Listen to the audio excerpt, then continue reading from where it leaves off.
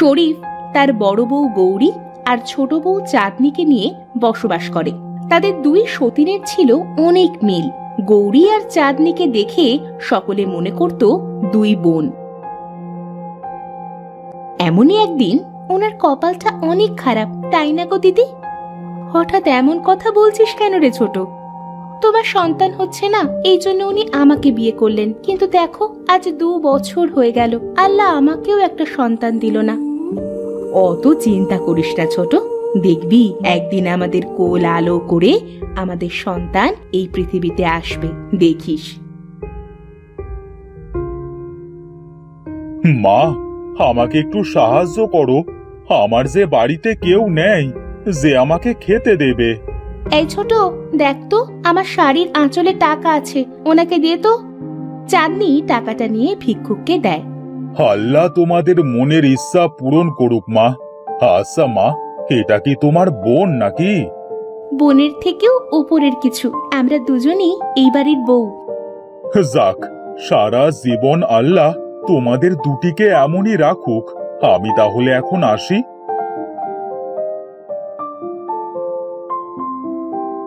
দিদি, ও দিদি, চলো না আমরা কোথাও একটু ঘুরে আসি। কোথায় যাবি রে এখন তুই? দেখি কোথায় যাওয়া যায়, চলো তো এখন।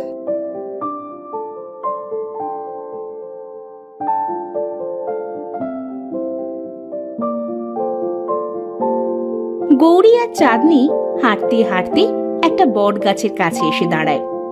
এই ছোট, এবার কোন দিকে যাবি রে? চল আমরা নদীর চারপাশটা একটু ঘুরি, তারপর জঙ্গলের দিকে যাব। সেটাই ভালো হবে, যা গরম দিদি, তাই চলো। এরপর তারা নদীর পাড়ে যায়।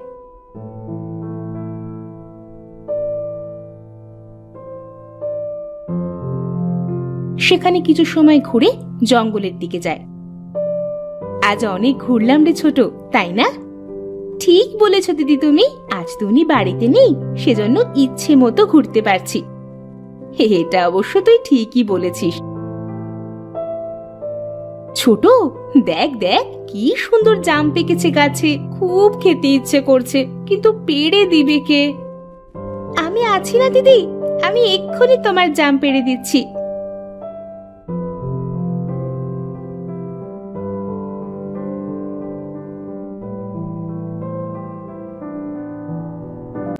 তোকে অনেক ধন্যবাদ রে ছোট, আমার জাম খেতে খুব ইচ্ছে করছিল। তুই যে গাছে উঠতে পারিস সেটা তো আমি জানতাম না। হয়েছে হয়েছে, এখন তোমার খাওয়া হলে চলো আমরা আরেকটু ঘুরে বাড়িতে চলে যাই, না জানি উনি কখন চলে আসেন। গৌরী আর চাঁদনি জাম খাওয়া শেষ করে ঘুরে ঘুরে দেখতে থাকে। এমন সময় তাদের চোখ পড়ে কিছু বেগুন গাছের দিকে। এই ছোট, দেখ দেখ কি সুন্দর বেগুন হয়েছে গাছে, চল আমরা এখান থেকে কিছু বেগুন নিয়ে যাই বাড়িতে। তারা বেগুন গাছের কাছে যায়।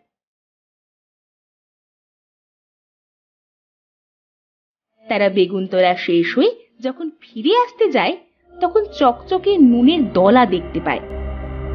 দিদি, এই দিদি, ওই দেখো কি যেন একটা চকচক করছে। তুই দাঁড়া ছোট, আমি দেখছি ওটা কি।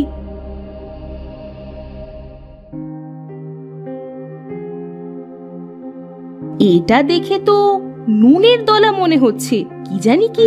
যাই হোক, চল ছোট, এটাও বাড়িতে নিয়ে যাই।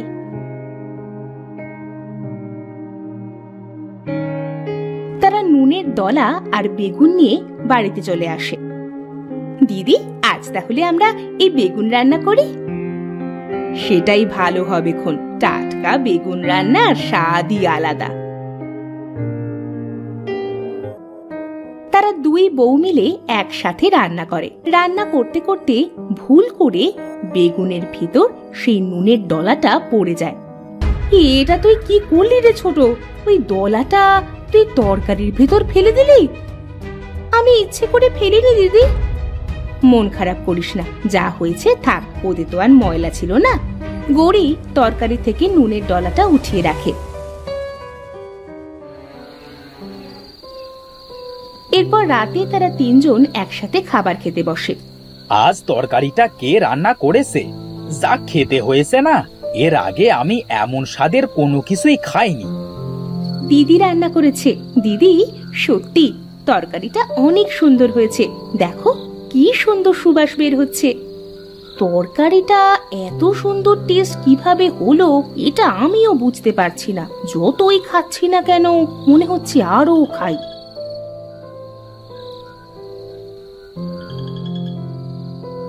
এই ছোট, তরকারিটা এত সুন্দর টেস্ট হয়েছে ওই দলাটার জন্য নয় তো? চল তো গিয়ে দেখি ওটা কি। গৌরী আর চাঁদনি নুনের দলার কাছে যায়। আমি একটু গালে দিয়ে দেখি এটা কি।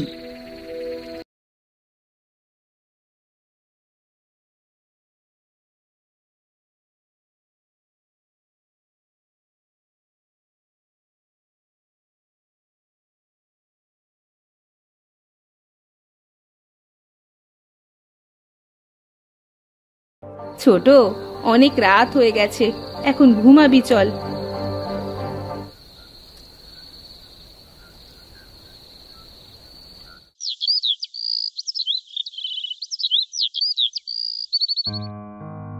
যা গরম পড়েছে না দিদি, দাঁড়াও আমি স্যালাইন বানিয়ে নিয়ে আসছি। চাঁদনি লেবু, চিনি আর জাদুর নুন দিয়ে স্যালাইন বানায়, কিন্তু সেটা শরবতে পরিণত হয়ে যায়। দিদি, ও দিদি, এই দেখো আমি স্যালাইন বানিয়েছি, কিন্তু এটা শরবতে পরিণত হয়ে গেছে। তাই তো, খেয়ে দেখি তো শরবতটা কেমন হয়েছে।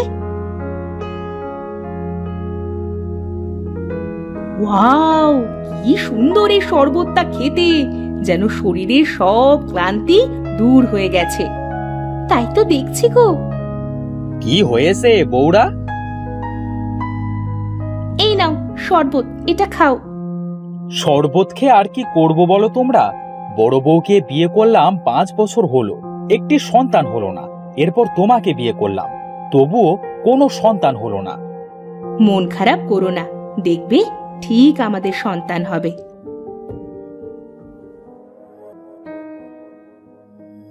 হ্যাঁ, কি সুন্দর শরবতটা খেতে। কোথায় পেয়েছো এই শরবত? মনে হচ্ছে আমার সব ক্লান্তি দূর হয়ে গেছে। এসব জাদুর নুনের কেরামতি। কি বলছো তোমরা এসব? তাহলে তো ভালোই হলো, এখন থেকে ভালো ভালো জিনিস খাওয়া যাবে। আচ্ছা, আমি মাঠে গেলাম। শরীফ মাঠে চলে যায়।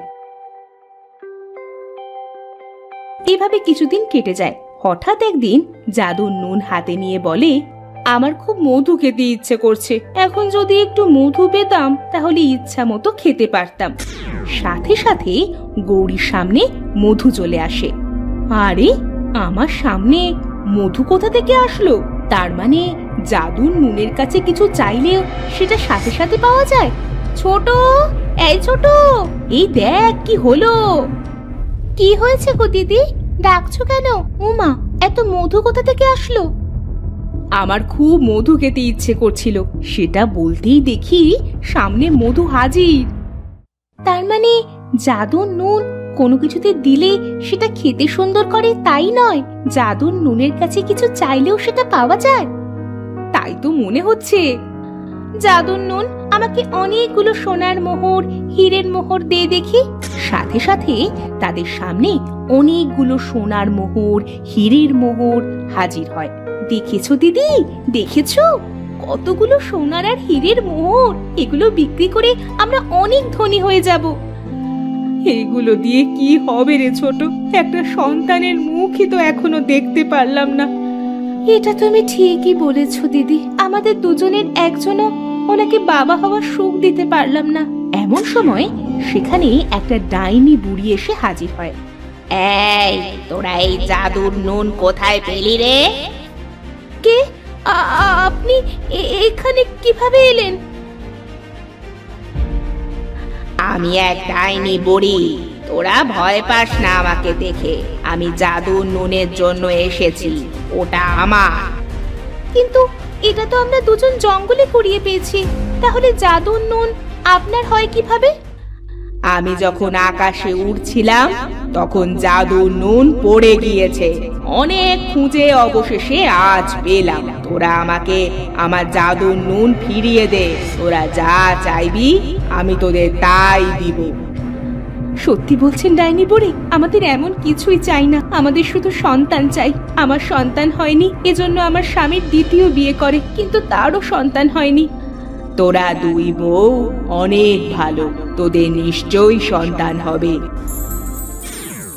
এই ফুলটা বেটে তোরা দুজন খাবি। এটা হলো জাদুর নুনে ভিজানো ফুল। এটা খেলে দেখবি তোদের দুজনেরই সন্তান হয়েছে। সত্যি বলছেন আপনি? হ্যাঁ হ্যাঁ, সত্যি বলছি। এবার আমাকে আমার জাদুর নুন দিয়ে দে। ওটা না হলে যে আমি ডাইনিপুরি যেতে পারছি না। পৃথিবীতে থাকলে যে আমাকে মেরে ফেলবে শয়তানেরা। কেন ডাইনিপুরিতে ঢুকতে দিবে না আপনাকে ডাইনি বুড়ি? জাদুর নুন যে আমাদের ডাইনিপুরির রক্ষা কবচ। ধন্যবাদ ডাইনি বুড়ি আপনাকে, আমাদের মা হওয়ার ইচ্ছা পূরণ করার জন্য। আমাদের দুই বউয়ের জন্য আপনার কোনো ক্ষতি হোক সেটা আমরা চাই না। এই নিন আপনার জাদু নুন। ডাইনি বুড়ি জাদু নুন নিয়ে গৌরী আর চাঁদনির থেকে বিদায় নিয়ে ডাইনিপুরিতে চলে যায়। গৌরী আর চাঁদনি ডাইনি বুড়ির দেওয়া ফুল খায়। দিদি, ডাইনির দেওয়া ফুল তো খেলাম, সত্যি কি আমরা মা হতে পারবো? আল্লাহর রহমতে অবশ্যই পারবো। ওই দেখ, উনি এসেছেন। ওনার কাছে সোনা আর হীরের মোহরগুলো দে, উনি বিক্রি করে আসুক।